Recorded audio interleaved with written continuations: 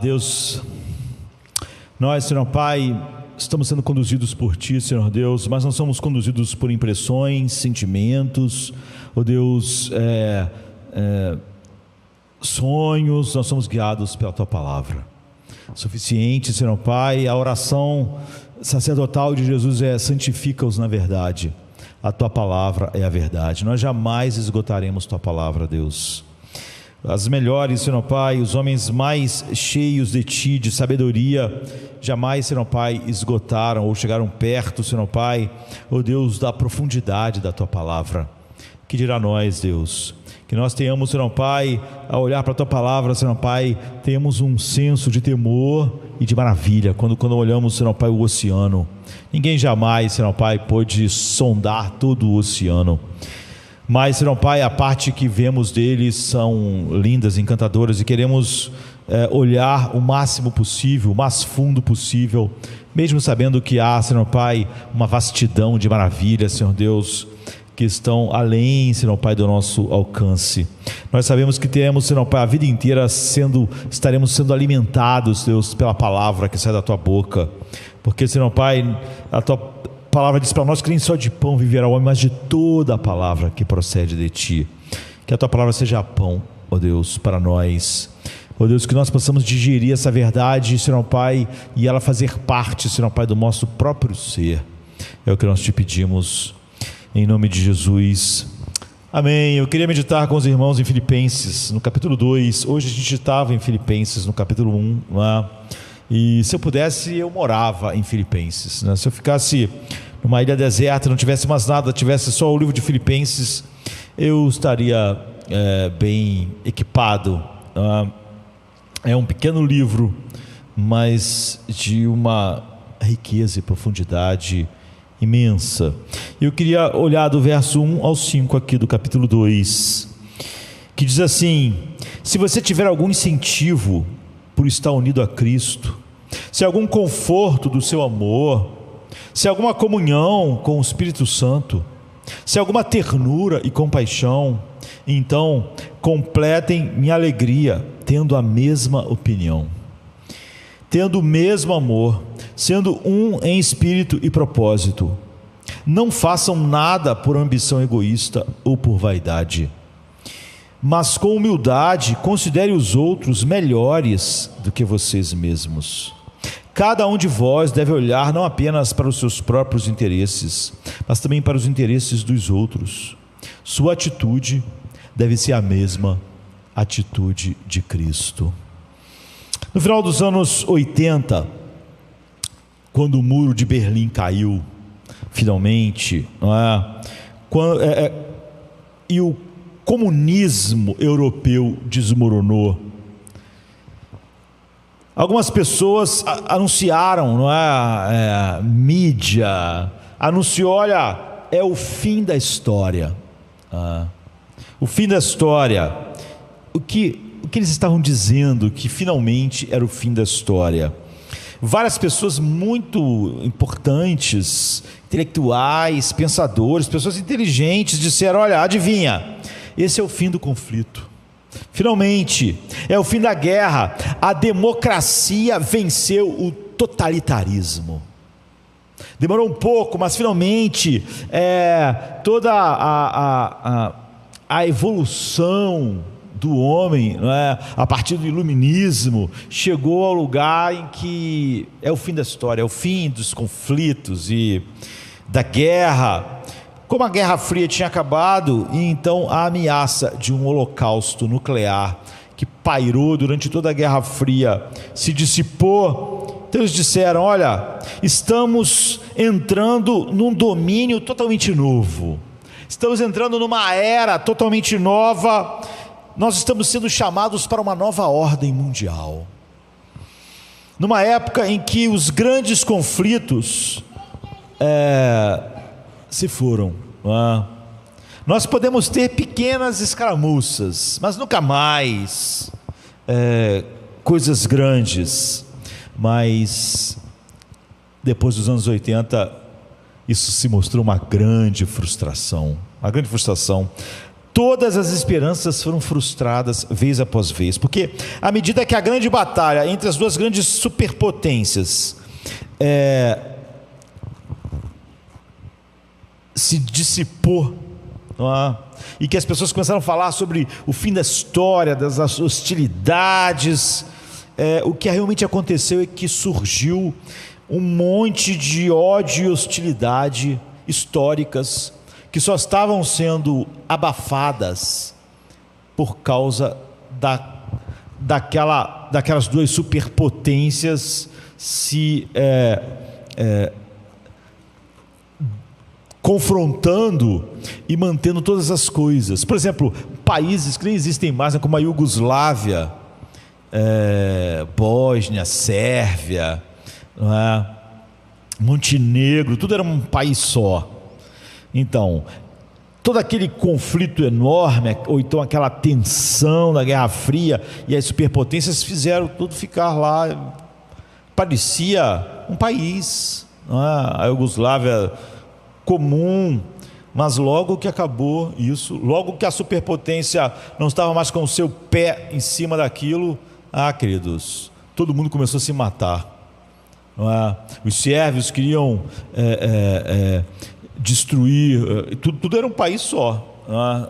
Durante aquele tempo, mas aí queriam destruir a Bósnia, os sérvios queriam mais terras, e as hostilidades que existiam há séculos começaram a emergir de novo, não é? E as nações, os grupos de pessoas, os grupos étnicos, entrou tudo em erupção e nunca houve o fim da luta, não é? Nunca aconteceu o que as pessoas pensavam, e nós estamos aqui hoje para falar sobre isso, sobre luta. E por que os seres humanos lutam? Por que esse texto foi escrito? Por que as pessoas têm tantos conflitos em casa, no trabalho, na escola, na internet, na igreja visível? Por quê? Essa passagem que eu acabei de ler diz: tende em vós o mesmo sentimento, o mesmo pensamento, tenha um só espírito. Agora, é absolutamente crítico que a gente compreenda que essa passagem está nos ensinando, é crítico que a gente entenda o que ela está nos dizendo e a resposta que ela dá ao problema que ela mostra.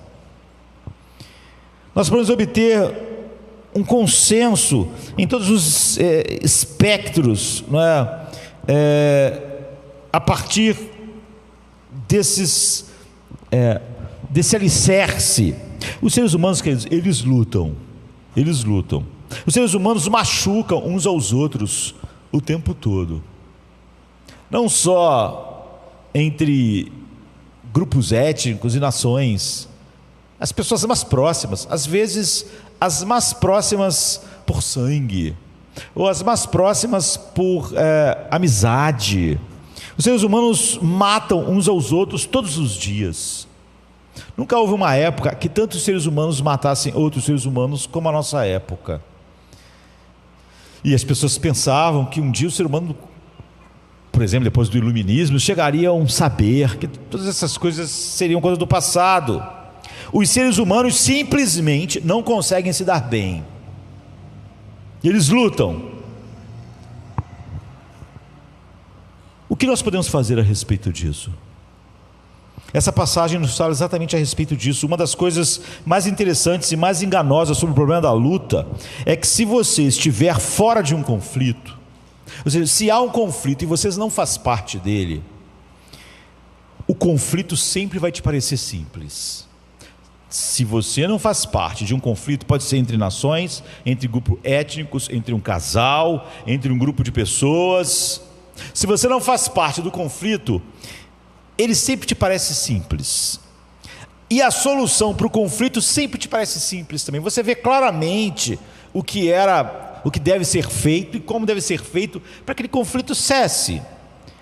Se você estiver do lado de fora do conflito, se você não faz parte daquele conflito em particular, parece para você extremamente simples. Você diz: bem, vamos lá, vamos ser razoáveis, vamos usar nossa mente, vamos usar o bom senso. Veja, se você não pertence a nenhum grupo que está em conflito, como eu disse, étnico, e quando você vê um grupo étnico brigando com os outros, e quando você vê Israel e a Palestina lutando um com o outro, você não faz parte, você pensa: é muito simples. Será que as pessoas não vêem uma solução tão simples? Vamos ser racionais, vamos usar o bom senso. É fácil ver como sairmos dessa. A dor e o sofrimento são muito maiores do que os problemas. A dor e o sofrimento do conflito está causando muito mais dor do que o próprio problema que gerou o conflito. Será que isso não pode ser visto com facilidade? Olha, a dor e o conflito da relação de vocês dois, a gente pode dizer para um casal, está criando muito mais sofrimento do que o problema que vocês achavam que tinham. Então, os muçulmanos bósnios e os sérvios, será que eles não veem que quando eles estão se degladiando, eles estão gerando muito mais dor do que o problema em si? Esqueça aquela batalha que aconteceu há 500 anos atrás. Esqueça.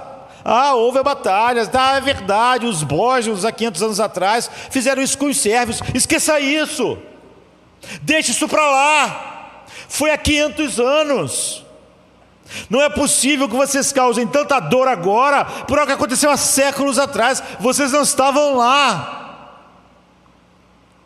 Nem o bisavô de vocês estava lá, nem o tetravô, é há 500 anos atrás. Por que vocês continuam se degladiando? Deixe para trás, é fácil. Se você tem dois amigos, eles podem ser amigos, ou podem ser cônjuges, ou parceiros numa empresa, num negócio, e eles estão um com o outro, um querendo devorar o outro, um segurando o pescoço do outro, num casamento, numa empresa, enfim, ou numa amizade simples. Um está prejudicando o outro, e é tão fácil, você diz assim: não é possível, vamos usar o bom senso, isso causa muito mais dor do que o que está gerando isso.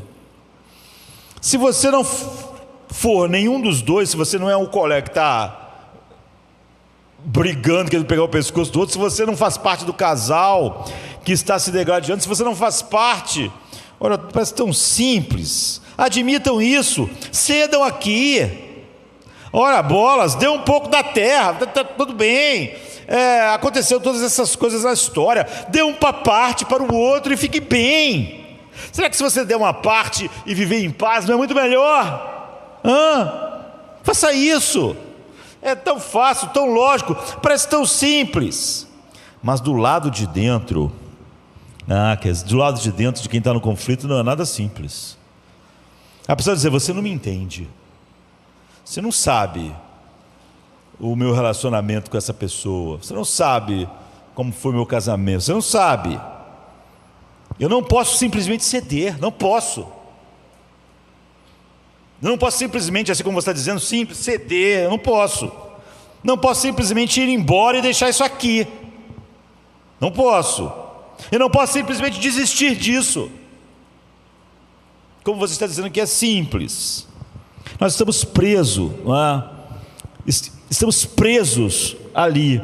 Eu estava, ao olhar para isso, estava lembrando de um antigo episódio de Star Trek, na TV, e era exatamente sobre isso, mas era muito gráfico, assim, muito interessante o episódio, e um dos personagens era interpretado por Frank Gorshin, que nasceu em 1933 e morreu em 2005, e na minha infância eu conhecia muito ele.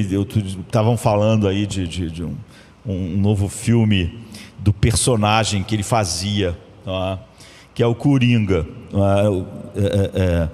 O Coringa não, era outro personagem ali do Batman. Ele era o Charada. Na antiga série do Batman, ali quando eu era criança ainda, que o Batman e o Robin usavam umas roupas bem engraçadas, e ele ficou famoso por conta da sua participação como o Charada na série, no seriado. Ele também depois participou do Star Trek, Frank Gorshin. E estavam falando de um novo filme, e mencionaram ele, eu lembrei dele, lembrei do episódio, e ele então está nesse episódio de Star Trek, e havia 2 alienígenas no episódio, e eles acabaram conhecendo esses povos nessas viagens estelares, e os alienígenas, eles são, parecem serem iguais, mas são diferentes. Um é de um lado preto e de um lado branco. Os 2 são assim, um lado é preto e um lado é branco. E eles estão em guerra, eles se odeiam. Eles representam 2 grupos étnicos diferentes. Eles estão em guerra há muito tempo. Então, claro, Kirk e Spock, eles estão tentando mostrar a eles, como eles fazem, né, pelas galáxias. Eles estão dizendo: bem, vamos lá, não é? Vamos fazer a paz aqui, porque o Star Trek é meio a respeito disso, né? Eles começam a fazer apelos morais àqueles povos e aqueles alienígenas. E ele diz: olha, vocês não entendem. Se vocês fizerem isso, se você fizer isso, essa guerra realmente existe há séculos aí, nesse planeta. E a certa altura alguém diz: olha, por que vocês estão bravos tanto um com o outro? Por que vocês se odeiam tanto? E o Frank Gorshin, que é um dos personagens, um dos tripulantes da nave, ele diz assim: bem, o alienígena diz: como assim você acha simples? Ele diz: bem, pense bem, vocês são meio negro e meio branco. Metade de vocês é negro, metade é branco. Por que vocês estão lutando? Por que vocês estão destruindo? E o Spock e o Kirk estão falando com as alienígenas. E o Gorshin diz: não, capitão, não é bem assim. E o alienígena diz: não, você não entendeu. Eu sou branco do lado direito e negro do lado esquerdo, mas você vê que eles são o contrário.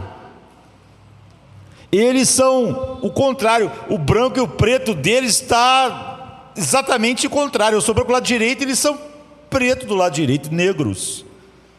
E do lado esquerdo, eu sou negro e eles são brancos. A gente não é igual, não. A gente é diferente. Não é tão óbvio assim, não é tão simples assim como você está dizendo. Então a questão é essa: se você está de fora, se você não faz parte de nenhum partido, se você não faz parte de nenhum grupo étnico, se você não faz parte do casal, se você não faz parte dos 2 sócios na empresa, tudo parece simples. Você vê apenas o quê? Um pai e um filho. Será que é possível vocês se darem bem? Você chega na igreja, é visível, e diz: pô, vocês não conhecem o evangelho? Por que vocês toda hora estão com problema? Por que vocês criam tanto problema? Por que vocês têm tantos problemas pessoais com as pessoas? Do lado de fora, a solução é simples. Por dentro, você se sente preso. Agora, por que parece tão fácil visto de fora? Qualquer pessoa de fora de um conflito vê logo as coisas com clareza e diz: olha, vamos ser razoáveis. É simples, não é tão difícil resolver isso. É fácil, não é tão difícil assim. E isso levou as pessoas durante muito tempo, e algumas ainda estão agarradas a achar que o problema do conflito humano é uma questão de educação, de saber. Quanto mais instruído nós formos, menos conflitos nós teremos. As pessoas acreditam realmente que a educação vai salvar o mundo. Elas realmente acreditam que a educação vai fazer as pessoas simplesmente melhores, sem conflitos. É óbvio que a história é teimosa em mostrar o oposto, né? Por exemplo, a gente poderia dizer que a nação mais intelectualizada, de mentes mais grandiosas, maiores filósofos e mais dotada no século passado era a Alemanha. Quando houve as duas guerras mundiais, não tinha nada a ver. Você pode encontrar música. Olha, que grande músico, não é alemão ou austríaco? Mozart, Bach, Wagner. A cultura alemã é simplesmente incrível. As pessoas simplesmente acham que os maiores filósofos, não da antiguidade, são alemães ou de língua alemã, porque a língua alemã é a mais incrível. Você nunca vai poder ir tão profundo na filosofia sem falar alemão. Então os grandes pensadores e filósofos eram alemães, ou usavam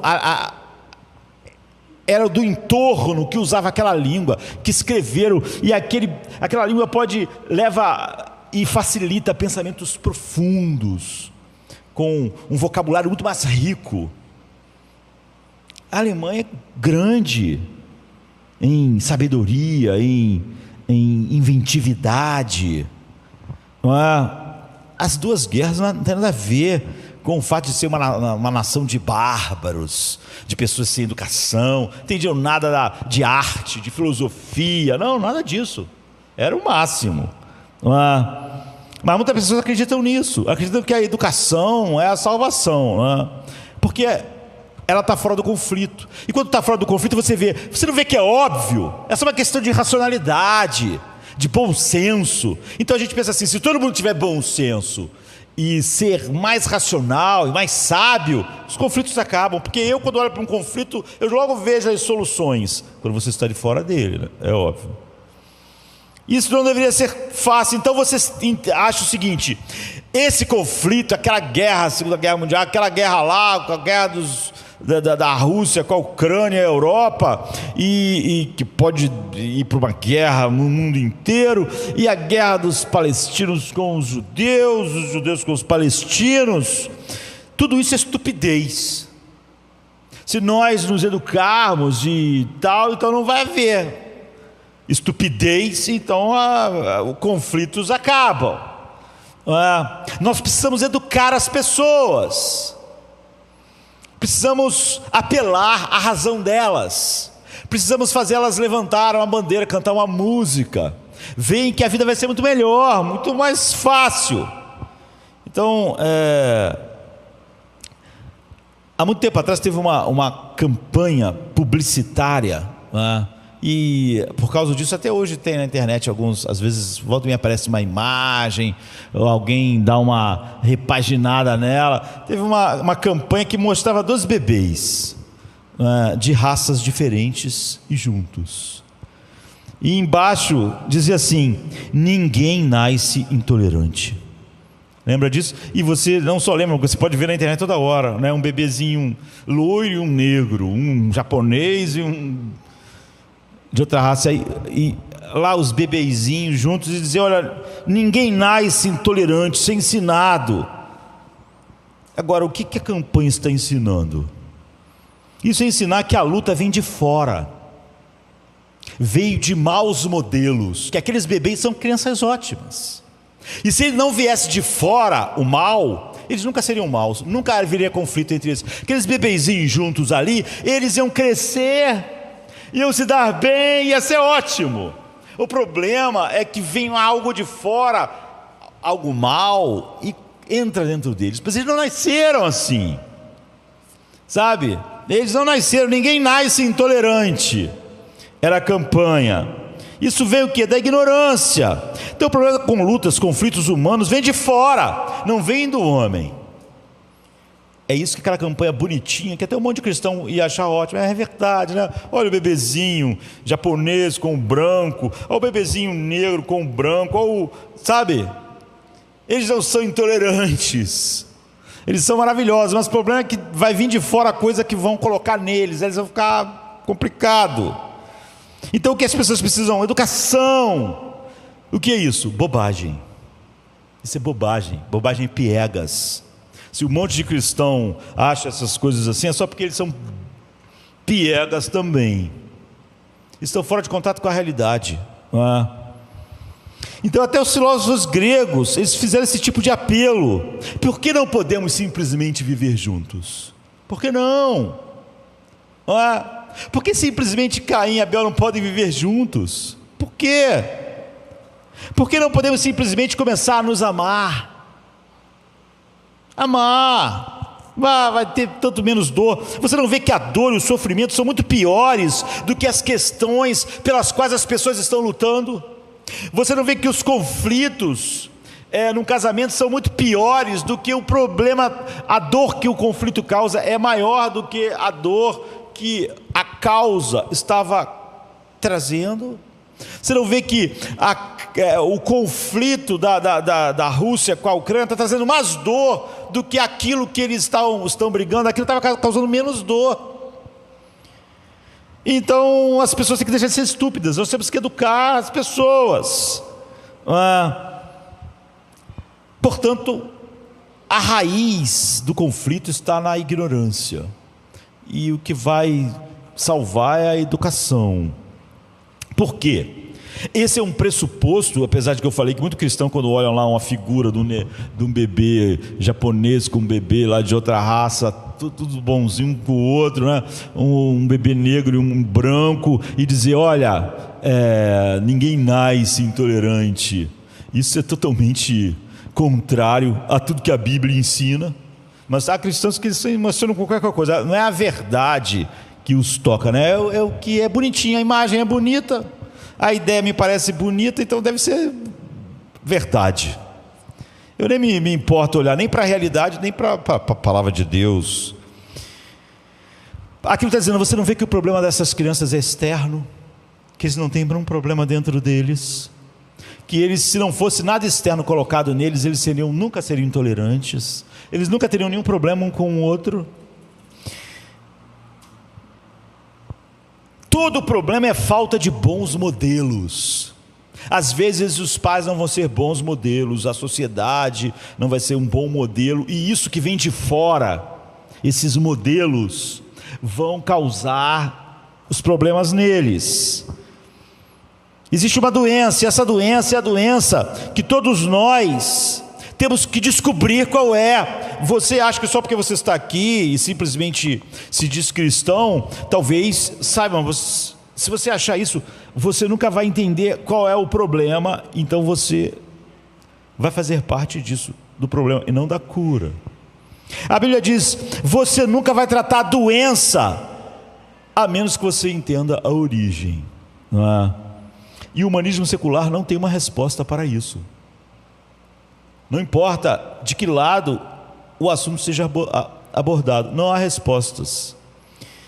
Se você vai tratar uma doença, é preciso não só fazer a descrição, porque descrever uma doença é importante, mas qual é a prescrição?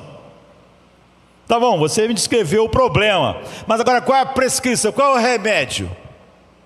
O diagnóstico simplesmente é muito importante. Às vezes, grande parte, você vê, não temos nenhum diagnóstico, o humanismo secular, mas mesmo depois de um diagnóstico preciso, o médico pode dar o diagnóstico exatamente da tua doença e dizer assim, não tem nada que a gente possa fazer, porque a gente não tem uma prescrição para isso. A gente sabe dizer o que é, mas a gente não tem nada que possa resolver. Quando você não tem nem a descrição, você está com um problema enorme, né? Mas você vê que a descrição também sozinha não é nada. Se alguém descreve o que você tem e diz, olha, qual é a prescrição então? Não tem prescrição. Para isso aí não tem remédio.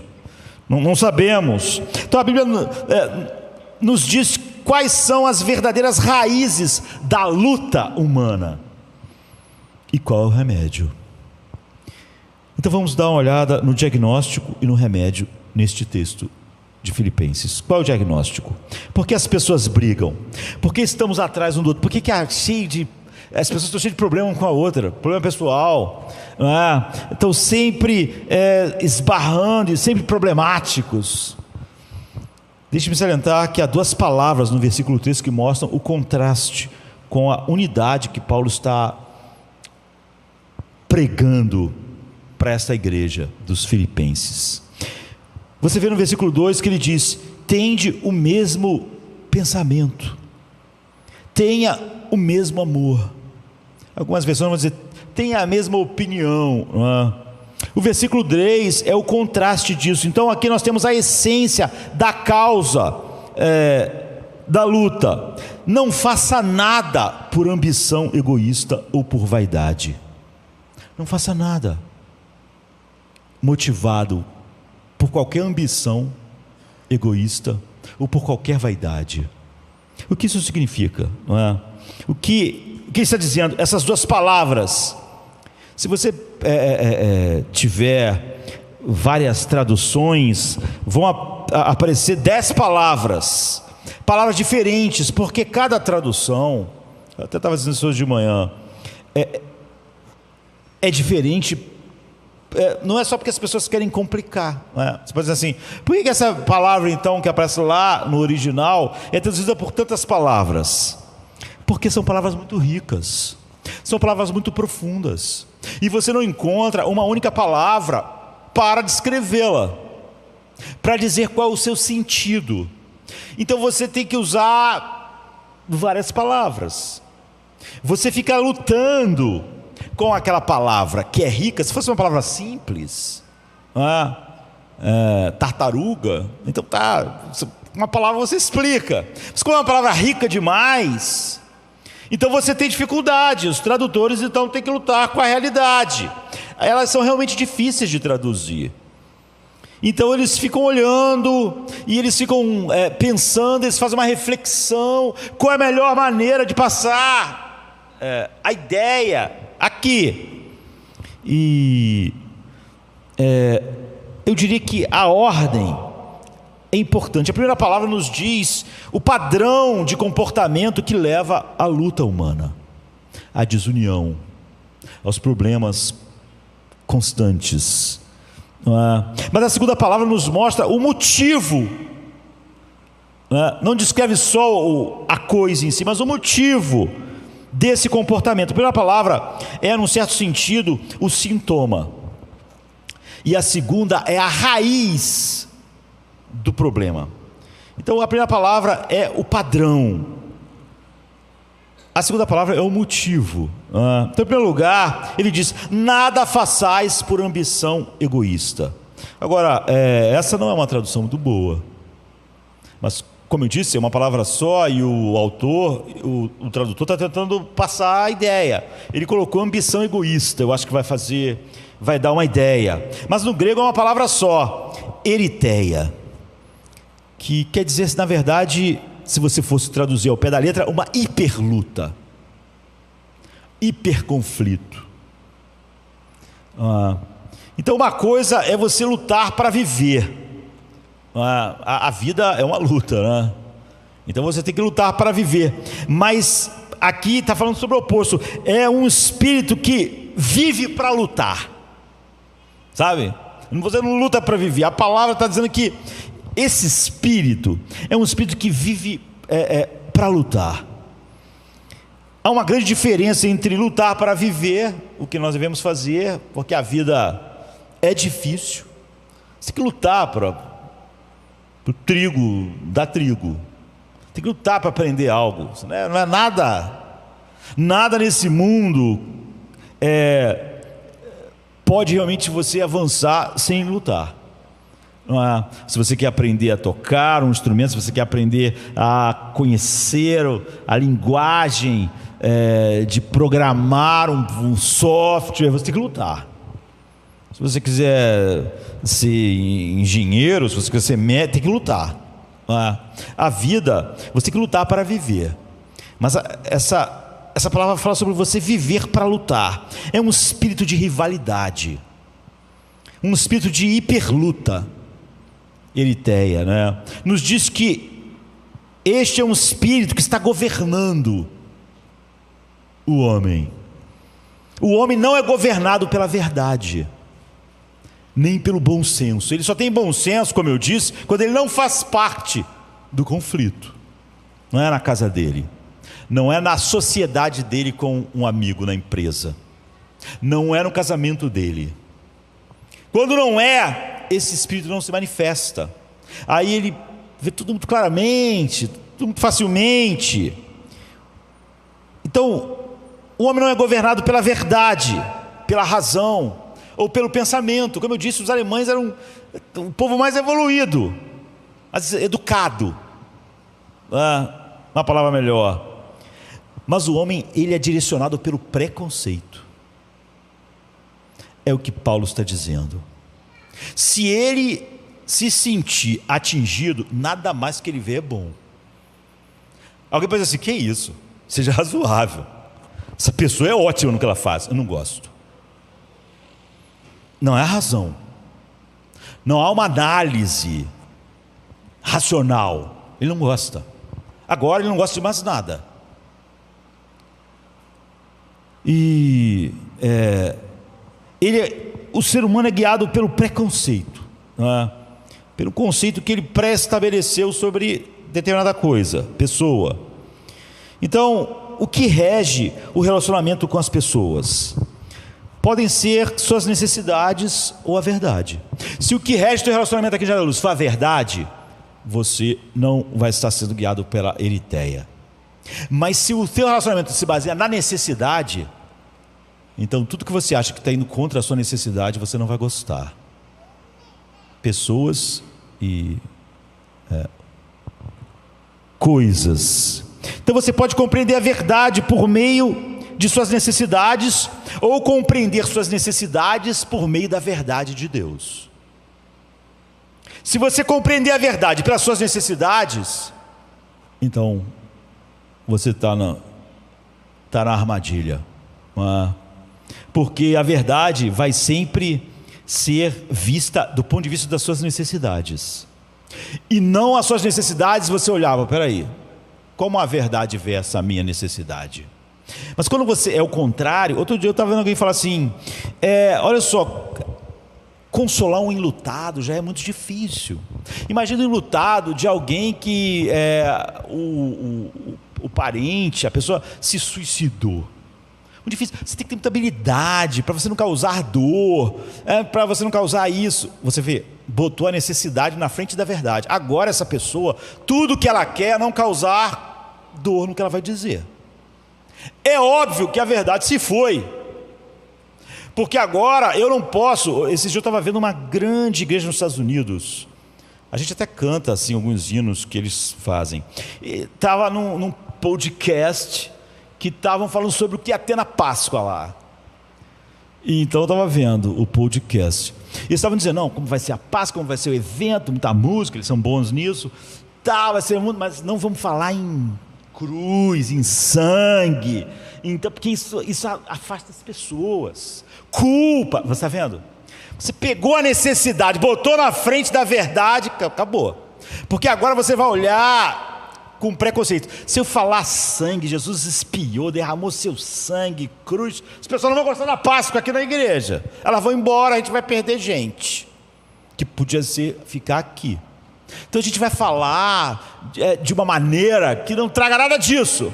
Você vê, é igual o outro falando que, como a gente, se alguém que perdeu um parente numa determinada circunstância vier perguntar alguma coisa, a gente tem que pensar na dor. Pronto, botou a necessidade. Se você interpreta a verdade pelas suas necessidades, você está no laço. Ou você vai interpretar suas necessidades pela verdade. Se a verdade governar as suas necessidades, então você poderia fazer uma discussão decente com você mesmo e com alguém. Mas se disser, olha, tudo bem, eu tenho as minhas necessidades e você tem as suas, mas vamos ver o que a verdade diz sobre isso. Então, é ótimo. Mas se você deixar suas necessidades governarem, você, não importa o que a verdade diz, você sempre vai dar um jeito da verdade dizer o que você quer. Porque a verdade não está governando as suas necessidades, não está analisando elas para você. Você, através da necessidade, analisa a verdade. Então, Jesus pode ser o amor encarnado, mas as pessoas achavam ele um demônio. É óbvio que elas não analisaram a vida de Jesus. Esse cara é um demônio. Ele é o próprio Beelzebu. Qualquer mente racional, por isso que até hoje as pessoas dizem, ele era um grande mestre, era um homem bom. Então por que as pessoas acham que ele é um Beelzebu? Porque os fariseus se sentiam pessoalmente atingidos pelo que ele era, pelo que ele falava. Então o que ele falava já não era mais verdade. Vamos olhar o que ele fala à luz do que os profetas disseram. Vamos ver o que Moisés diz. Vamos ver o que Isaías diz, para ver o que ele está dizendo, se é bom ou não. Não, eles estão indo contra a minha, ele está indo contra a minha necessidade. E se ele está indo contra a minha necessidade, ele é o cão. Ele é o Beelzebu. Nós temos que matar ele. Então não importava mais o que Jesus fizesse. Jesus curava um homem no sábado. Curou no sábado. Pode. Jesus ressuscitou Lázaro. Eles pensaram, temos que matar ele. Olha só, o cara ressuscitou alguém. Você pensa, que isso? Bom senso. O cara ressuscitou outro 4 dias morto. Esse cara é incrível. Ele só faz coisas maravilhosas. Eles não. Olha, depois que ressuscitou Lázaro, eles pensaram, ele vai ficar mais famoso, as pessoas vão mais ouvir ele e a gente vai ficar numa situação pior. A gente tem que matar ele e também tem que matar Lázaro. Você vê? É isso. As necessidades dele estão interpretando tudo. Não adianta você pegar assim, não, mas pensa aqui, Oséias diz, que Oséias, esse cara atrapalha a minha agenda, esse cara é um problema. Se você deixar suas necessidades governarem a tua compreensão da verdade, você é escravo da mentira, não é?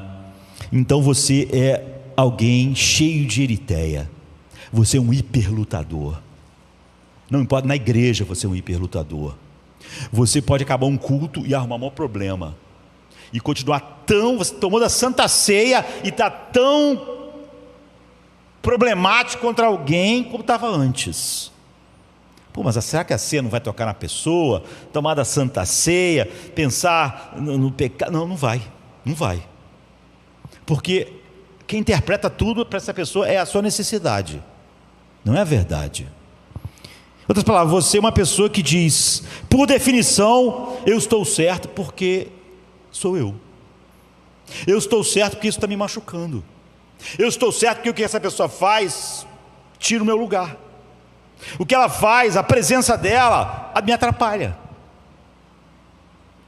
A minha necessidade, eu tenho necessidade de fazer isso, mas ela não deixa eu fazer, porque ela tem mais habilidade do que eu, coloco ela para fazer e eu não faço. Eu não concordo que ela faça. Não acho bom o que ela faz. Por definição, a eritéia é o seguinte: o meu grupo está certo. Por que ele está? Porque é o meu grupo. Eu estou certo nessa questão aqui, problema aqui que você está vendo com tão fácil de acabar e eu não consigo ver como é fácil, porque isso está me machucando. Por definição, eu devo ser escolhido e não essa pessoa. Se escolher ela, está errado. Mas está errado por quê? Seja razoável. Aquela pessoa que foi escolhida, ela é melhor que você nisso. Não, está errado. Está errado porque eu tenho necessidade de estar naquele lugar. E se escolheu ela, não está certo. Você vai ter que lutar então. Você está sobre o domínio da eritéia. Você é um hiperlutador. Por definição, isso é preconceito. Isso é o espírito que se recusa a permitir que o pensamento, ou a razão, ou no que é mais fundamental, a verdade, governe os relacionamentos, governem as suas necessidades. Digam se essa necessidade é boa ou ruim, correta ou não. Então, a gente colocar de outra forma, considerar de uma maneira mais prática de falar a respeito disso. E esse é o espírito que faz você levar as coisas para o lado pessoal. A gente tem essa expressão, né? Não, levou para o lado pessoal. Se eu não fui escolhido, eu levei para o lado pessoal. Não acredito que me escolheu por causa da habilidade. É porque não gostou de mim. Porque não é meu amigo. Porque não me ama. Então, se eu não sou escolhido, eu levo para o lado pessoal. Essa pessoa que escolheu tinha alguma coisa contra mim. Isso é o espírito que faz toda a discussão sobre você. Tudo é sobre você. A igreja é sobre você, o horário do culto é sobre você, quem faz isso, quem não faz aquilo é sobre você. Eritéia é aquilo que faz você fazer tudo sobre você. Tudo é sobre eu no trabalho, tudo é sobre eu no casamento, tudo é sobre eu e minhas necessidades na igreja, tudo é sobre eu na empresa onde eu trabalho, tudo é sobre eu na minha sociedade com o meu amigo. Então há um espectro aqui, amigos e algumas pessoas estão aqui embaixo, desse espectro, desse espírito que a eritéia é isso que foi traduzido por ambição egoísta. Você vê que realmente o autor está tentando passar. Agora, há um espírito de rivalidade, é pessoal. Você precisa dizer para Caim: seja razoável, Caim. Deus instruiu como é o culto. Você não fez como Deus falou. Seja razoável. Você deve entender, na verdade até Deus disse, né? Se você fizesse, não seria aceito também. Seja razoável. Mas ele levou para o pessoal. Deus não me escolheu, escolheu o Abel. Vou matar Abel. Abel é um problema. Você fora vai dizer assim: poxa, Caim é complicado, né? Levou para o pessoal. Então, e você? Não leva nada para o pessoal? Por que você tem tanto problema? O que Paulo está escrevendo no Filipenses? O espírito de rivalidade é aquele que impossibilita você pensar num assunto que está diante de você e a verdade de Deus dizer se a tua necessidade está certa ou errada. Em vez disso, você pensa: o que isso está causando a mim? Está me fazendo mal. O que está fazendo ao meu orgulho? O que está fazendo à minha autoestima? O que isso está fazendo, essa situação, essa pessoa, esse grupo, esse país, esse grupo étnico, o que está fazendo a mim? O que está causando a minha reputação? O que isso está me promovendo ou me diminuindo? Como isso faz eu parecer? Essa escolha aí que não foi eu, fez eu parecer como diante de todo mundo? Fez eu parecer menos inteligente? Menos capaz? A maioria de nós usa o termo choque de realidade, né? Quando nós nos deparamos com realidades assim. A gente também costuma dizer, quanto mais isso é aparente, de que as personalidades se chocam, mas são palavras vazias. A pessoa diz: bem, você sabe, aparentemente essa discussão em nosso escritório é um debate entre essa pessoa e aquela pessoa sobre essa questão, mas o fato é que eles se odeiam, eles não vão chegar a uma conclusão. Às vezes a gente tem esse choque de realidade. O fato dessas pessoas estar sempre em conflito é que elas se odeiam. Elas podiam realmente olhar as coisas e ver com um bom senso, ou serem dirigidas pela verdade e ver que ela está errada, mas elas não vão, elas se odeiam. Elas encontrarão sempre um problema no outro. Elas vão estar sempre vendo o motivo de conflito em tudo. Elas vão sempre levar para o lado pessoal. É isso que Paulo está falando aqui. Existe um padrão de comportamento, um espírito de rivalidade que faz você levar tudo para o lado pessoal. Tudo para você é sobre você. E tudo é pessoal. Então, em vez de ser governado pelo pensamento, pela verdade de Deus, eu não gosto disso. Não quero isso. Eu acho que está errado. Por quê? Porque não está me fazendo bem. Então veja bem, a pessoa que está fora dos conflitos diz: seja razoável. Seja razoável. Se você pensar direitinho, você vai ver que nesse caso está certo. É isso mesmo, aquilo ali é bom. O quê? Você não acha aquilo lá bom? Aquilo lá é ótimo. Não, acho ruim. Mas como assim acha ruim? Seja razoável, esqueça essa batalha, esqueça essa coisa, apenas ceda aqui e ali, apenas desista de algo, solte isso, vai ficar se puxando para lá e puxando para cá, larga. Mas por dentro, você vê que não se trata de razão, não se trata de verdade, não se trata dessas questões, não se trata realmente de uma questão de conteúdo, é pessoal, isso tem a ver comigo, isso me faz mal, isso me atrapalha. Paulo está dizendo que esse é o padrão de comportamento que cria o conflito. Ele diz: não faça nada por ambição egoísta, não faça nada com eritéia, não vivam nesse espírito, não é o espírito de um filho de Deus.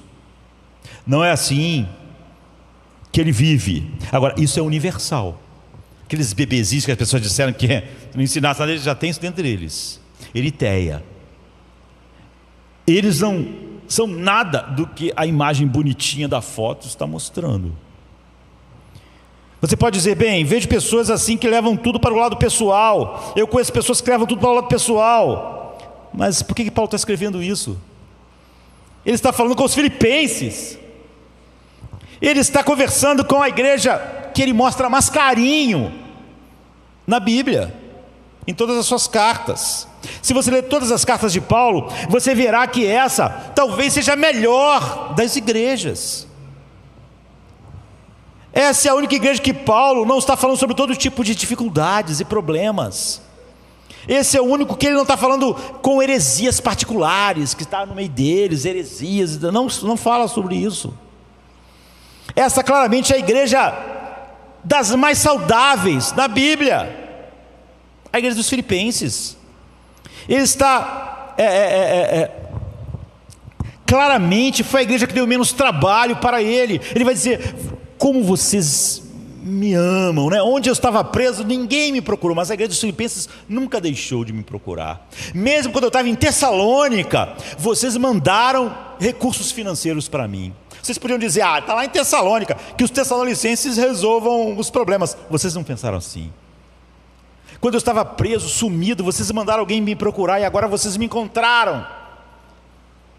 E trouxeram dádiva do coração de vocês para mim. Essa é uma igreja assim. Paulo é tão caloroso ao longo dessa carta. No entanto, Paulo está nos dizendo que as melhores pessoas e as melhores igrejas serão dominadas, totalmente dominadas pelo espírito de rivalidade, a menos que estejam sempre vendo ele através da verdade de Deus. Eritéia vai estar lá e vai ser a fonte de todos os problemas. Quer dizer, a si mesmo e as outras pessoas: bem, o meu problema, as pessoas dizem, tem a ver com princípios, mas não é verdade. Tem a ver porque é comigo, não é nenhum princípio, tocou em mim, fez eu me sentir menor, não me promoveu. Há algo em nós que diz que se danem os princípios. Pisou nos meus calos, não pode, não pisa nos meus calos, eu levo tudo para o pessoal. Eles estão me fazendo me sentir mal, no final eu me sinto mal. Se eu me sinto mal, está errado.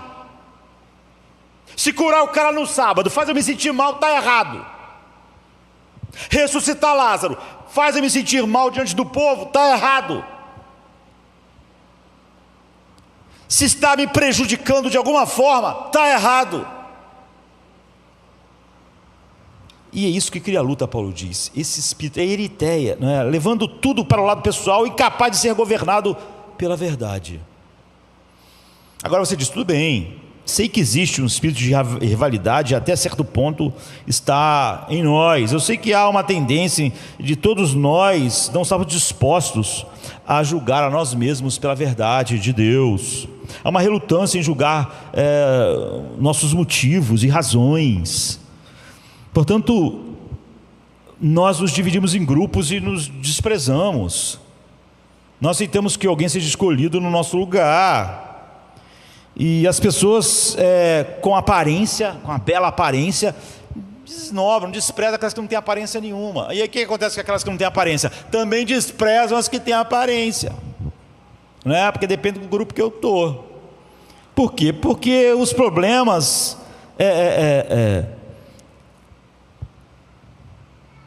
não cessam, porque os problemas são importantes, e a verdade não é importante para o coração do homem. Nosso rosto, nosso orgulho, nossa reputação, nossa autoestima são as coisas mais importantes para nós. Quem não está edificando isso, eu não gosto. E nós nunca conseguiremos naturalmente tirar isso de nós. Nosso ego está sempre nas discussões. Não há nenhum problema que o ego não esteja lá. Você diz, tudo bem, eu vejo isso, mas qual é a raiz disso? O que provoca isso? Paulo então dá a segunda palavra-chave e mostra a raiz de tudo. Ele diz, não faça nada por ambição egoísta, e diz, ou vaidade. Agora, isso está mais perto, não é? Essa não é uma tradução ruim, não é? Mas as traduções antigas têm uma palavra melhor, apesar dela não ser. Aqui você vê que a que eu usei fala vaidade. Não faça nada por ambição egoísta ou vaidade. É uma palavra, ela está tentando passar a ideia, mas as versões antigas têm uma palavra melhor. Não faças nada por vanglória. Não faça nada por vanglória. Agora, a gente não usa mais muito a palavra vanglória, mas a gente vai usar nesse restante do tempo que a gente tem. A palavra grega que Paulo diz, não faça nada disso, não é? Ele fala sobre aquele espírito, eritheia, e a palavra que a tradução mais antiga traduz por vanglória e as mais modernas por vaidade, é kenodoxia. E doxa, você sabe, é a palavra grega para glória. Então, até a gente acabou de cantar um hino, até o último hino, que fala sobre uma doxologia, não é? Porque doxa quer dizer glória. Você sabe que a doxologia é uma palavra sobre a glória de Deus. Então Paulo, ele está lá em Romanos, de repente ele entra em doxologia, não é? E no final do capítulo 11 de Romanos, Paulo faz isso toda hora. Às vezes no meio do assunto ele começa uma doxologia. E ó profundidade das riquezas, tanto da sabedoria quanto do conhecimento de Deus, quão insondáveis são os seus juízos, quão inescrutáveis os seus caminhos. Doxologia. Então, kenodoxia, não faça nada por kenodoxia, significa uma pessoa faminta, ela está vazia de glória, ela está desesperada por glória. É isso. Não faça nada por fome de glória. Seria uma boa tradução. Não faça nada porque você deseja glória. Agora, o que significa isso? Paulo está dizendo e nos lembrando que todos os seres humanos naturalmente têm uma fome de glória. Sabe que a palavra glória na Bíblia, a palavra glória significa peso. Peso. Significa importância. Isso aí não tem peso nenhum, não tem importância. Glória significa importância. Ser importante, pesado, significa fazer a diferença. Não é algo que botar não faz diferença. Faz diferença, tem peso. Isso está nos dizendo que fundamentalmente a resposta mais profunda da nossa alma para o que nós sentimos é essa fome no ser. Nós sabemos que temos medo de não ter importância. Ninguém liga para mim. Na igreja ninguém liga para mim. No trabalho ninguém se importa. A pior coisa para o ser humano é não ser odiado, não. É não ter, é ser desprezado, é ser tratado como nada, como ninguém. A gente diz, eu não sou ninguém. Não sou ninguém. A pior coisa para o ser humano é não ser, não é ser difamado ou visto como mal. A pior coisa para um ser humano é ser ignorado.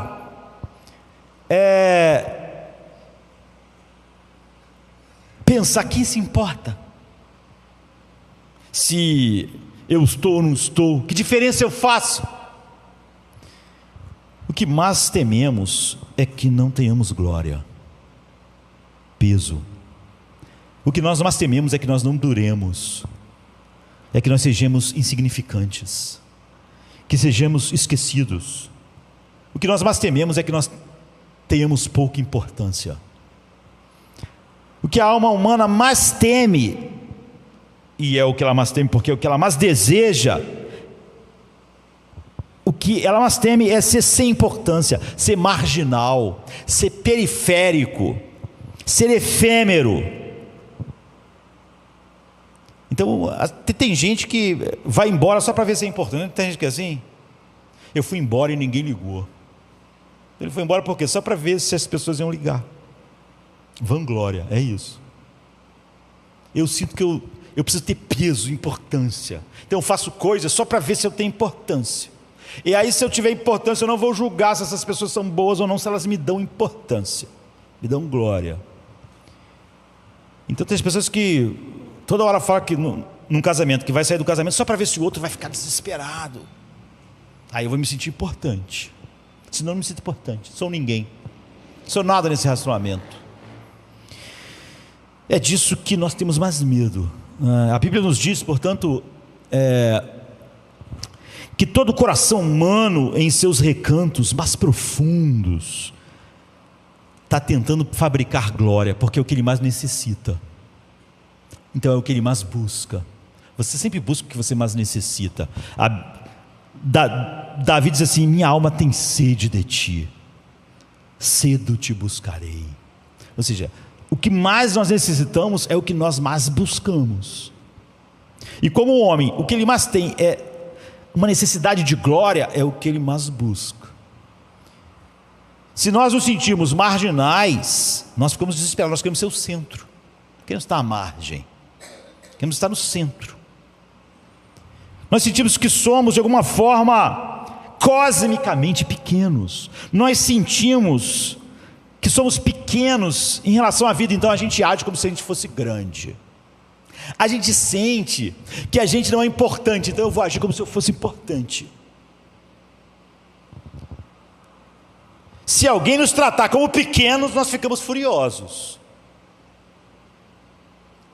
Se alguém nos trata como sem importância, ficamos loucos. Porque há um nível cósmico e teológico muito mais profundo do que o psicológico, onde nós temos medo de sermos fogos fatos e sumir, e nunca mais ninguém lembrar. Temos medo de morrer, temos medo de sermos fantasmas, temos medo de não sermos nada, não sermos ninguém, temos medo de sermos que nós e tudo que somos é apenas pegadas na areia da praia que a próxima onda vai apagar e nunca mais vai ser lembrado. Não vai haver ninguém para se lembrar de nós, nem se importar. Temos tanto medo disso que nós fabricamos então sucesso, amor, fabricamos aprovação, passamos para as pessoas a ideia de que nós nos aprovamos e nos achamos maravilhosos, que tudo que a gente faz é maravilhoso. As pessoas às vezes não dão valor, mas é maravilhoso. E você vê, quanto mais problemas um casal tem, mais ele é maravilhoso no Facebook, no Instagram, mais romântico, mais lindo, tudo perfeito. Porque ele tem que fabricar, ele tem que fabricar. Nós fazemos todo tipo de coisa para fabricar glória. Nós somos quenodóxia, somos caracterizados pela vanglória, pela fome de glória, pela busca de glória, de peso, de importância. E se alguém sugerir que nós não somos importantes, se alguém nos desprezar, ficamos loucos. Não é racional. Não é que nós analisamos: será que eu sou importante? Não, a gente nem pensou nisso. Pensou, eu sou importante. E as pessoas têm que me tratar como importante. E eu tenho que ser lembrado. Então eu vivo por vanglória. É isso. Visto de fora parece uma loucura, mas por dentro a vanglória nos motiva. E é o motor propulsor do homem natural. Há uma estabilidade fundamental em nossos corações. Nós sentimos que nós somos cosmicamente insignificantes. Nós sentimos que somos cosmicamente pequenos. Portanto, nós temos que convencer a nós mesmos de que somos grandes e de que somos importantes. Temos que nos convencer de que somos alguém. Eu sou alguém. Qualquer situação que nos lembre que nós não somos grandes, pisou nos nossos calos. Qualquer situação que insinue que nós não somos importantes, atingiu um nervo mais sensível da alma. Alguns de nós explodem, alguns bebem o ácido sem explodir, mas lentamente o ácido corrói. Do lado de fora é fácil. Por isso quando alguém diz, por que você simplesmente não desiste disso? Por que você não deixa isso para lá? Do lado de dentro a gente diz, eu não posso parar, não posso ceder, não posso. Você vê? Então eu estava vendo uma entrevista com Madonna numa revista famosa, né, a Vanity Fair, e fica a cara disso. Ela diz assim, eu tenho uma vontade de ferro, e toda a minha vontade sempre foi vencer algum sentimento horrível de inadequação. Eu estou sempre lutando contra esse medo de não ter importância, de não ter peso, né? Eu supero um obstáculo e me descubro como um ser humano especial. Então eu chego para o próximo estágio e me acho medíocre e desinteressante. E eu encontro uma maneira de sair daquilo. Sempre eu estou lutando contra isso, me empurrando. É isso que me impulsiona. Porque embora eu tenha me tornado alguém, eu sei que eu tenho que provar o tempo todo que eu sou alguém. Minha luta nunca terminou e provavelmente nunca vai terminar. Eu vou ter que se provar no próximo trabalho que eu sou alguém, que eu não sou ninguém. Veja, ela não tem medo de ser má, imoral, ela tem medo de ser esquecida, tem medo de não ser ninguém. Ela diz, o meu impulso na vida vem desse medo horrível de ser medíocre, das pessoas me acharem medíocre. Eu estava vendo uma atriz da Globo falando as maiores obscenidades sexuais, uma atriz famosa no Brasil, só porque ela não quer desaparecer. Ela está ficando cada vez mais esquecida. Então ela pode contar as maiores baixarias sexuais, mas contanto que isso a deixe em evidência, ela não se sinta um ninguém, ela pode descer aquele estado de indignidade. Sabe, as pessoas são assim, elas falam da sua intimidade sexual, todo mundo é campeão sexual, todo mundo é maravilhoso, todos os casamentos são maravilhosos, sabe, todos têm uma vida sexual incrível. Então, por que as pessoas têm que falar sobre isso? Eu tenho que ser grande, importante, mesmo que eu baixe a esses níveis. Aquilo se chama de intimidade, porque é intimidade entre um marido e uma mulher. Mas eu tenho que conversar com as minhas amigas, eu tenho que falar sobre minhas capacidades sexuais.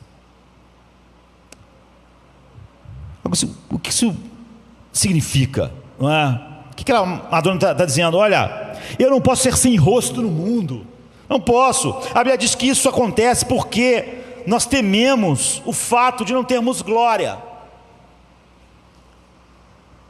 não temos importância, não somos duradouros, somos efêmeros, somos marginais. É uma realidade. Alguém diz: essa Madonna, os pais dela não a amaram direito, não é? Por isso que ela tem essa necessidade de autoafirmação. Então, porque do lado de fora sempre é fácil. Você está olhando a Madonna, está lendo a entrevista dela. Ela teve uma família ruim, talvez o pai e a mãe dela tenham sido horrorosos. O fato é que eu não sei como é a família da Madonna. Pais podem piorar coisas, amigos podem piorar coisas, pessoas podem piorar coisas, mas nada na vida cria as coisas em nós. Nada. É por isso que os problemas não são característicos de determinado grupo ou tipo de pessoa, mas de todo mundo. Modelos ruins podem agravar a condição do homem. O modelo ruim de onde eu vivi, nasci, cresci, pode agravar, mas adultérios, morte, raiva, ódio, vem tudo do meu coração. Nada disso vem dos modelos. Se Jesus tivesse vivido nos mesmos ambientes, ele ainda seria quem ele é. Perfeito. Como ele foi no mundo horrível, tratado da maneira mais indigna. Porque essas coisas não colocam nada em nós. Não é? A Bíblia dá uma resposta teológica, não humanista, secular. É uma resposta completa. A Bíblia diz que isso vem do pecado. Não vem dos pais da Madonna, de onde Madonna cresceu, gerando insegurança. Não. Você está faminto de glória por uma única razão, por causa do pecado. Você está tentando fabricar a sua própria glória, porque todos nós pecamos e fomos destituídos da glória de Deus. E como não existe outra glória, nós ficamos sem glória. Então a nossa fome passou a ser por glória. É isso. Porque o pecado roubou de você a glória. E agora você reprime a causa, o seu algoz, que é o pecado, porque você ama o pecado. Você ama o teu algoz, o teu sequestrador, né? Então você pergunta: o que você quer dizer? Bem, no nível mais comum, mundano assim, e o nível mais universal, no nível mais comum, a Bíblia nos diz que a essência do pecado é o egocentrismo. Essa é a essência do pecado. A essência do pecado é sempre querer as coisas do seu jeito. Você vê que a essência do pecado não é uma coisa que você acharia. Você até percebe que todos os seus problemas é por causa disso, mas você não acha que essa é a essência do pecado. A essência do pecado é o egocentrismo. Para não ficar uma palavra assim, é que você sempre quer as coisas do seu jeito. Essa é a essência do pecado. Você vê, ele foi esmagado porque nós, como vê, cada um se desviou para o seu próprio caminho. Cada um queria as coisas do seu jeito. É isso, essa é a iniquidade em todos nós. Agora, o que acontece, quanto mais egoísta você é, mais orgulhoso você é, mais egocêntrico você é, mais você quer que as coisas sejam do teu jeito. Na igreja, no trabalho, no casamento. Do teu jeito. Eu já disse aqui, eu sou da igreja a vida inteira. Raríssimas vezes alguém já saiu dessa igreja ou de igrejas por causa da verdade de Deus. Quem dera. Sempre é pessoal. Sempre é porque a pessoa queria do seu jeito e não é do jeito dela. É óbvio que ela vai chegar em outro lugar e vai ser tudo maravilhoso, até começar a perceber que não é do jeito dela. Ela vai começar a ter problemas. Não tem nada a ver com a verdade, com Deus, com o apego à verdade. É porque não está sendo do meu jeito. Eu estou incomodado. Essa é a essência do pecado. Veja o que acontece. Você sabe o que acontece? Você se torna chato. Vá em frente, sempre queira as coisas do seu jeito. E cada vez mais as pessoas não têm como conviver com você. É chato, não é? Sempre fale quando estiver com as pessoas sobre os seus problemas. Faça dos seus problemas sempre a conversa, o assunto. Faça dos seus problemas o assunto que todo mundo tem que pensar, ouvir o tempo todo. Você é chato. É chato. Sempre centralize as coisas em você. Centralize tudo sobre você. Faça da igreja algo sobre você. Faça dos seus problemas a única coisa que é importante, você conversar com as pessoas e contar e falar e falar e falar. Conte tudo tintim por tintim. Cada vez você é mais chato. Cada vez menos as pessoas vão querer conversar com você. Aí você vai achar que as pessoas, está vendo? Elas não se importam comigo, porque você é chato. O egocentrismo é chato. Mesmo no mundo de egocêntricos, todo mundo acha o egocentrismo chato. Sabe aquela pessoa que diz assim: ah não, vamos parar de falar de mim. Já falei muito de mim, agora, o que você acha de mim? É o chato. Eu vou parar de falar de mim, agora o que você acha de mim? Então em breve você vai olhar em volta e não vai encontrar ninguém lá. E você vai dizer: ninguém liga para mim, ninguém gosta de mim. Porque quanto mais egocêntrico você é, e mais egoísta você é, quanto mais você quer que as coisas sejam do seu jeito e girem em torno de você, mais pecaminoso você é, mais chato você se torna, mais ignorável. A pessoa passa por você pensando: não vou nem falar. Se perguntar se a pessoa como ela está, ela vai ficar 3 horas me contando os problemas da topada do dedão na segunda-feira, já é domingo. Já passou a semana inteira, você vai ficar falando sobre isso. Você fica cada vez mais esquecível. Hannah Arendt, uma escritora famosa, jornalista, tal, judia, né? Escreveu sobre a banalidade do mal, do Holocausto. E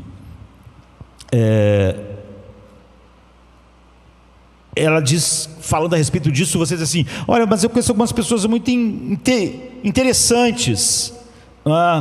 E ela diz: olha, eu vou te contar o que torna as pessoas interessantes. São só o resto da imagem de Deus no homem. A graça comum, são os resquícios, são o que ainda sobrou da graça de Deus no homem. Porque o orgulho é um bocejo. Quanto maior o orgulho, maior o bocejo. Você ignora pessoas assim. Você não pode evitar, porque é chato. Ela diz, a Bíblia nos diz que quando nós fomos originalmente colocados aqui no mundo, nós fomos colocados no jardim do Éden.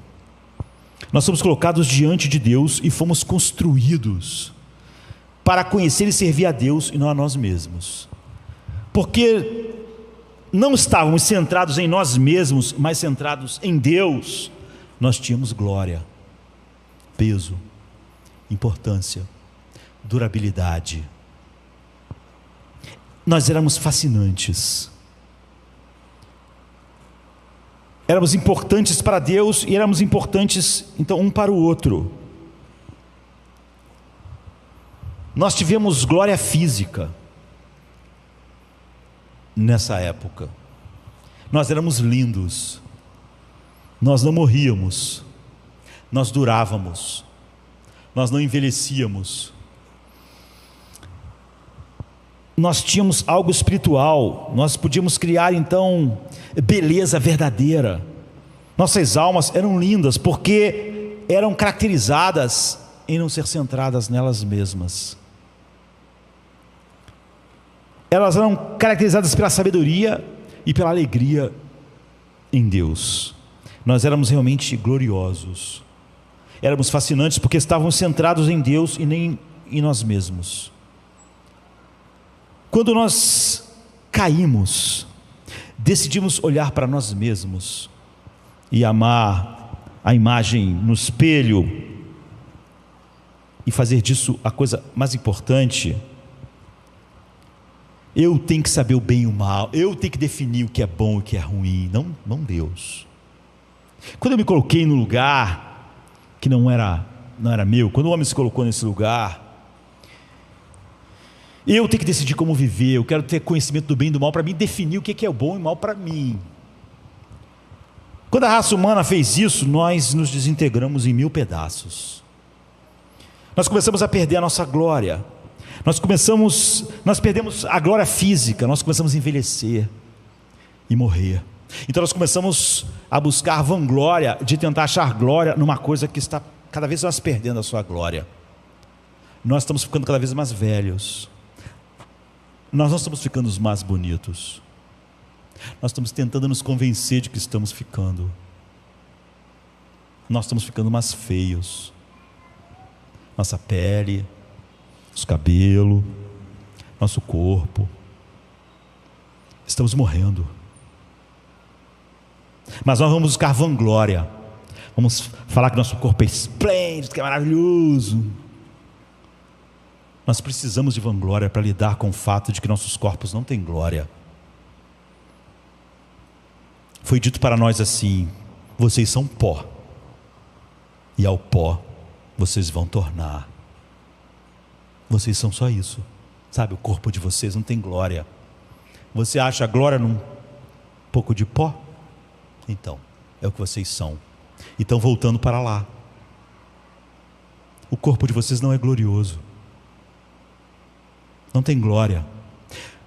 Aí nós sentimos uma fome de glória no nosso corpo e buscamos o que? Vanglória física, onde claramente ela não está, não tem. Foi-se. Então nós ficamos desesperados com a morte, preocupados. Os animais não estão, não é? Nós ansiamos por uma glória que nós já tivemos. Sabemos que fomos construídos para a glória, sabemos que estamos morrendo, estamos decaindo, estamos ficando mais velhos. Eu quero dizer que uma pessoa com 55 anos como eu não trocaria por um de 20. Mentira. É óbvio que é mentira. Por que alguém diz uma bobagem dessa? Pinta o cabelo, ajeita aqui, ajeita aqui, ajeita aqui, e diz que não perde nada para alguém que não fez nada disso, que não precisa, não tem glória. Eu estou buscando vanglória, estou tentando me enganar. Por que os artistas ficam frustrados?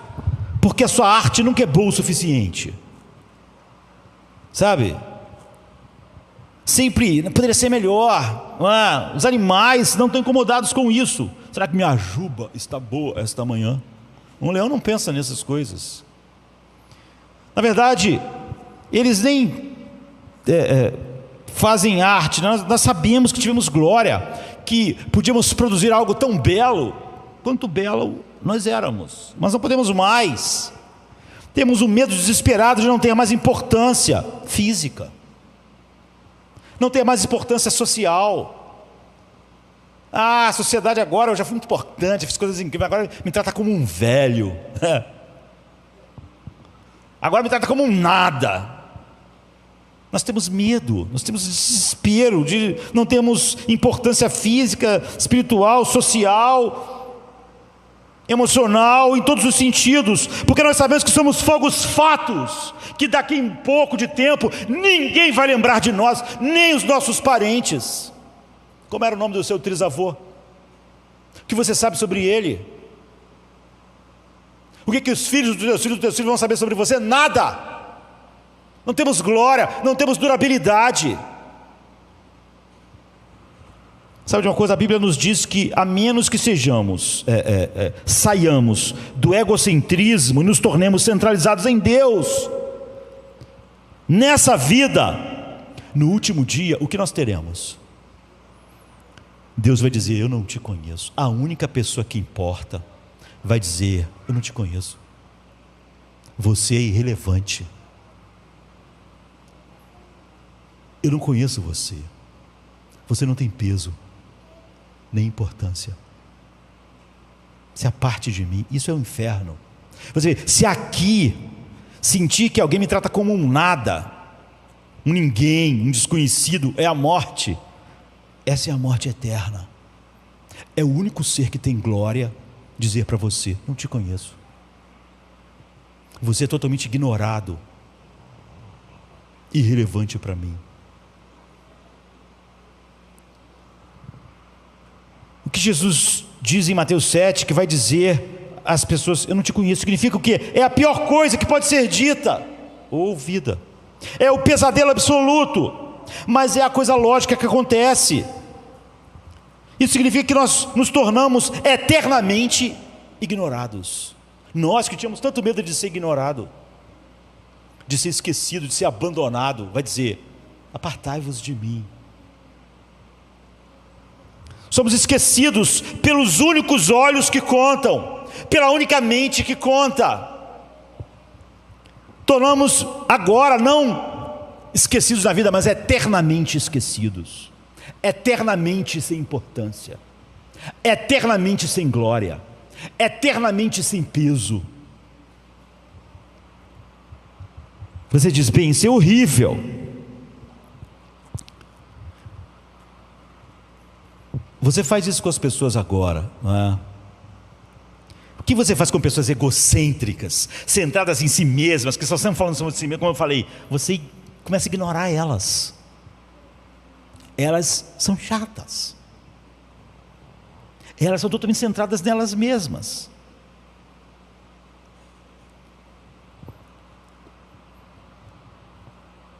Você ignora. Quanto mais egocêntrica uma pessoa é, mais desinteressante. Você diz, eu não conheço você, eu não quero conhecer você, eu não tenho interesse no que você fala, no que você diz. É a natureza das coisas. E no final Deus vai dizer isso: eu não te conheço, eu não quero te conhecer. Ele é onisciente, ele sabe tudo sobre todas as pessoas. Ele está dizendo o seguinte: eu não tenho nenhum prazer em ter comunhão contigo. Aqui está o problema: quanto mais nós sabemos que nos falta a glória, mais nós tendemos a fabricar a glória que nós não temos. E mais irritados ficamos quando as pessoas nos tratam como se nós não fôssemos gloriosos. Nossos corpos não fossem gloriosos, nossa voz não seja gloriosa, nossa inteligência não seja gloriosa, nossa vida não seja gloriosa. Quanto mais as pessoas fazem isso, mais elas são odiáveis para nós. Quanto menores nos sentimos, mais nós agimos como se fôssemos grandes. Quanto menos amados nos sentimos, mais agimos como se fosse a pessoa mais amada do mundo, para o consumo externo. Quanto mais importante você age como se fosse, menos importante você é, não é assim? Na vida comum, quem precisa todo dia mostrar que é importante? Quem não é importante. E assim por diante, até não sobrar mais nada, a vida é consumida. Queridos, uma coisa precisa ficar clara para nós: qualquer coisa menos profunda do que isso, em termos de análise, nunca chegou à nossa doença, que dirá um remédio. Mas vamos em poucos minutos falar sobre o remédio. O remédio, na verdade, é visto no versículo 5, que diz: tende em vós o mesmo sentimento que houve também em Cristo. Isso nos mostra que o remédio tem que ser multidimensional.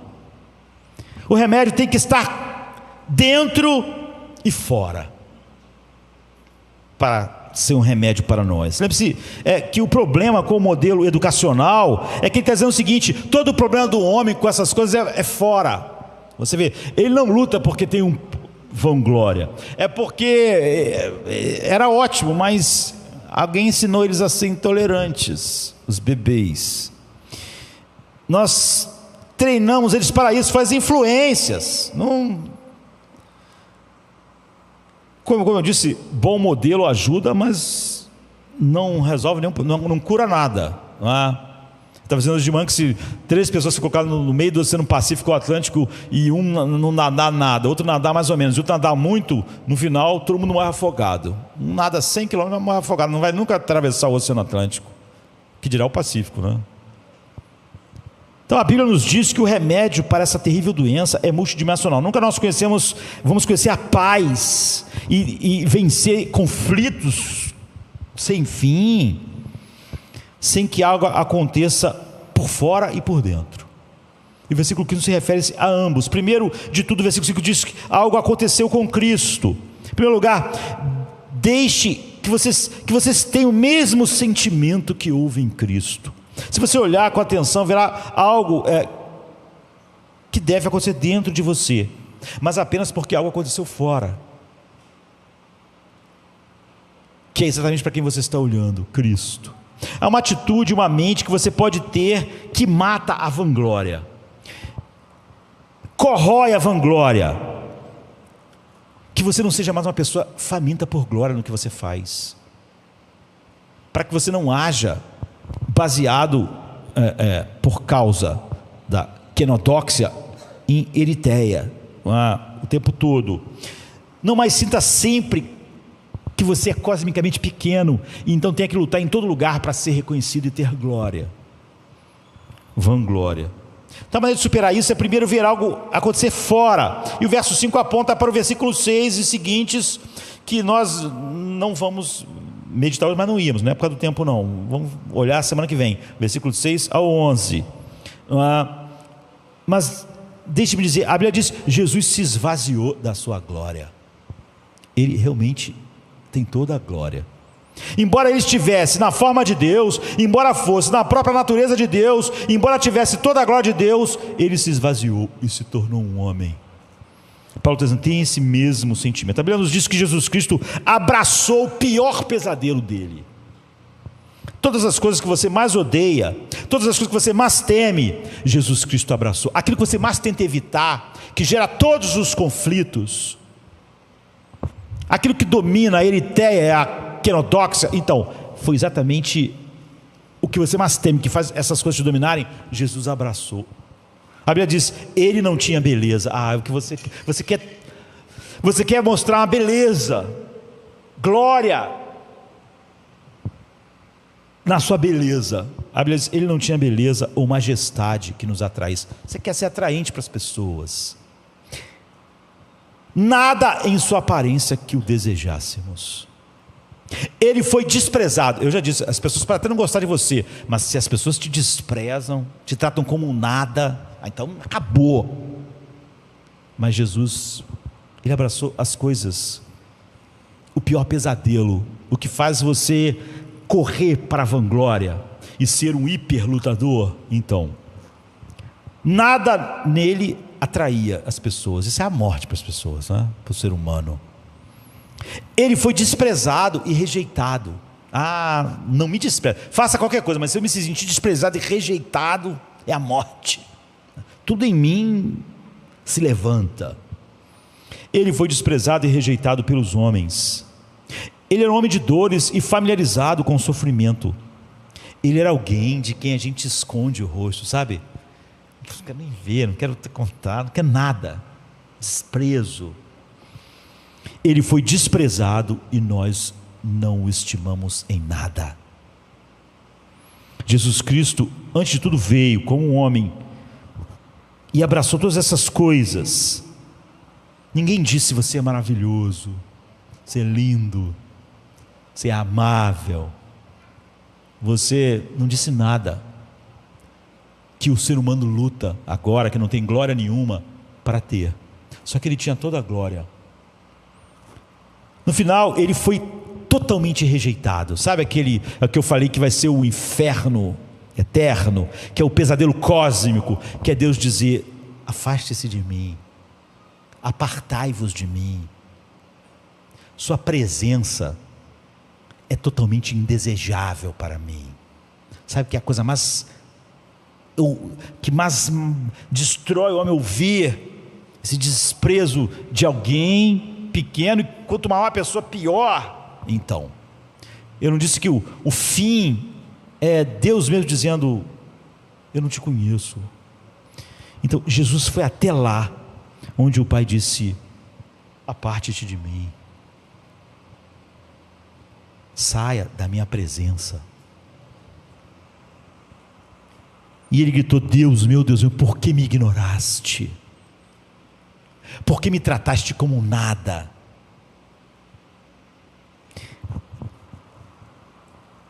Essa é o horror cósmico que nós tememos. Não ter nenhuma glória, nenhum atrativo, nenhuma importância. A razão pela qual isso cria um terremoto psíquico em você é porque no fundo, por baixo de tudo, você sabe que vai acontecer um dia. Você sabe que seu corpo vai virar pó. Você sabe que vai ser esquecido. Você sabe. Então você luta contra isso o tempo todo. E isso é o que produz a vanglória. E é isso que produz a eritéia. mesmo isso está no tecido do teu ser. Você sabe em sua alma que se você é centrado em você mesmo, você vai perder toda a sua glória. Um dia você não vai ser só ignorável, mas ignorado eternamente. Jesus conseguiu aquilo e abraçou aquilo que você mais teme. Jesus tomou o que nós merecíamos, o desprezo total, a insignificância final. É a única pessoa que importa dizendo: apartai-vos, eu não te conheço. Ele se esvaziou da sua glória, então ele foi desprezado, ele foi o mais rejeitado, até chegar a hora que ele foi rejeitado pelo Pai, abandonado por ele. Ele ouviu o nosso apartai-vos de mim. E há na ópera rock Jesus Cristo Superstar, né, tantas músicas ali interessantes. Há uma música que onde Pilatos canta a respeito de, na hora que ele vê Jesus, e um dos textos da música diz assim: então esse é o Jesus Cristo? Estou realmente bastante surpreso. Você parece tão insignificante. Você não é um rei. É o que você mais teme de ouvir na faculdade. Você é insignificante. Você crê nessas coisas? Para mim você é insignificante. Então você, com fome de glória, vai fazer o que as pessoas querem. Tem que se parecer com o que elas querem. Você tem me ouvido isso em sua casa, no trabalho. Você tem me ouvido isso na igreja. Você tem me ouvido isso nos relacionamentos. Ele se tornou pequeno, insignificante, no seu lugar, não é? Antes de morrer, antes de ser cosmicamente ignorado, antes de ser ignorado por Deus, ele olha para o Pai em João 17 e diz: Pai, eu quero que eles tenham a glória que eu tinha contigo antes da fundação do mundo. Aí está, ele se esvaziou da glória para que nós fôssemos preenchidos exatamente com aquilo que são os famintos, porque fomos criados para isso, para a glória de Deus. Você sabe o que significa se tornar um cristão? O que significa seguir Cristo? Se você for a Deus e disser: olha, eu sou tão bom quanto as outras pessoas, oh Deus, tu tem que ouvir minha oração, porque minha oração é boa, porque eu orei tanto tempo, eu já estou orando 2 horas por dia, todo dia, então você tem que me ouvir. Você está dizendo: minha oração tem glória. Então a oração não é nem oração. Se você afirmar ter glória, você não obtém nenhuma glória. Oh Deus, você tem que me ouvir, porque eu canto louvores a ti e te obedeço. A minha obediência tem glória, a minha voz tem glória. Então a minha glória, da minha voz, da minha oração, como é que tu vai ignorar? Então, se você diz que tem glória, você não tem glória nenhuma. No fundo, todos nós temos medo de sermos marginais, porque nós somos marginais. Todos temos medo de não sermos importantes, porque nós não somos importantes. Não somos importantes. Nós temos medo de sermos apenas ondas no mar, que vem e depois nunca mais aquela mesa está lá, porque nós não duramos. Nós temos medo de não durar, porque nós sabemos que não vamos durar. Ser cristão significa desenterrar tudo isso e olhar para Deus e dizer: é verdade, eu não tenho glória, eu não tenho justiça, eu mereço ser abandonado cosmicamente, eu não sou importante. Assim que você diz: eu sou marginal, eu não sou central, as coisas não têm que ser do meu jeito, não importa a minha vontade. Quando Deus te leva até a isso, Ele diz: entra na minha glória. Assim que você diz: eu não tenho peso, não tenho glória, Deus diz: eu não conto para nada. Deus diz: em meu filho você conta agora. Somente quando você diz: eu não tenho justiça própria, é que Deus vestirá você com a justiça de Cristo. Não há glória de justiça em minha vida. Então, esse é o lugar, porque ele foi ignorado na cruz, Deus vai dizer: ele foi ignorado no teu lugar. Eu já ignorei você na pessoa do meu filho. Eu já te disse o apartai-vos, malditos, na pessoa dele. Agora que você percebe isso, você tem a minha glória. Ele fez isso para que você tivesse a glória que ele tinha comigo antes da fundação do mundo. Eu tratei ele, eu o desprezei, eu o abandonei, eu disse: apartai-vos para ele. Agora, queridos, é isso que vai acontecer fora de nós. Então ele diz: tendo agora em vós o mesmo sentimento que também houve em Cristo. Quando você traz Cristo Jesus, quando o Espírito traz isso para a sua vida, você traz um argumento vivo para a sua vida para sempre. Essa discussão viva constantemente vai estar acontecendo em você. Quando você se sentir pequeno, diminuído, Jesus Cristo tem um argumento. Ele vai dizer: eu abandonei minha glória para que você tivesse a glória que eu tenho com meu Pai antes da fundação do mundo. Você ainda está buscando essa glória? Você ainda está fazendo tudo pessoal? Você tem problema em casa, no trabalho, em todos os lugares. Você faz tudo sobre você ainda, na igreja, no grupo de amigos, no grupo musical, no grupo dali, no grupo de lá. Você faz tudo disso sobre você. Você é escravo da Eritéia, Querodóxia, porque você está tentando se completar, sugando glória de cada situação. Ministério, trabalho, casamento, beleza física. Então, essas pessoas te acham burro? Acham? E você esperava a tua fome de glória, queria que eles te achassem o máximo. Então, eu fui o mais desprezado de todos os homens. Eu, que sou totalmente glorioso, para que você tenha glória. Olhe para mim morrendo na cruz.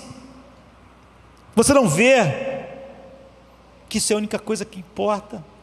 Que é a única coisa que pode dar glória de verdade? A glória que eu tinha com meu Pai antes da fundação do mundo. Então você vai ter uma discussão viva, constante. Você vai poder viver. Jesus se tornou aquela pessoa que Pilatos diz: quem é esse? Esse é o rei? Que rei patético. Então observe o que ele diz no versículo 4. Olhe não apenas para os seus próprios interesses, mas também para os interesses dos outros. Veja esse equilíbrio maravilhoso. Você nunca faz da vida tudo a respeito de você, e ainda assim você cuida da sua vida como Deus ordenou. E não é uma pessoa que só se dá para depois dizer: eu me gasto e ninguém liga para mim. Absorva isso. Todas as coisas estão passando, não só você, mas por causa do que aconteceu fora, agora você dura mais do que as montanhas, do que as galáxias. Se você está em Cristo, esse é o único argumento do apóstolo Paulo. Você tem que entender o que é estar em Cristo, para você realmente estar em Cristo. Ele está falando isso com uma igreja, como eu disse, uma grande igreja. Ele não está falando isso com um povo que não conhece Deus, mas ele disse: se vocês não realmente olharem para o Evangelho e ele dominar vocês, o que vai dominar é a Eritéia e a Querodóxia, aí em Filipos. Tudo vai ser a respeito de vocês. Você só pode estar em paz e só pode superar essa maior das doenças humanas, que é a fome de glória, se enxergar com o mesmo sentimento e a mesma mente que houve em Cristo Jesus, que sendo em forma de Deus, não se agarrou a isso. É isso que mata o pavor. Tudo que você mais teme, Ele abraçou. Ele não tinha beleza, majestade, não tinha aparência que o desejássemos. Ele foi desprezado, rejeitado, alguém de quem nós escondíamos o rosto. E por fim ele foi cosmicamente abandonado, para que você tivesse glória. Só isso vai matar a eritéia e a quinodóxia, senão você vai ser um problema em todos os ambientes, em todos os relacionamentos. E o evangelho nunca será verdadeiro, regendo você.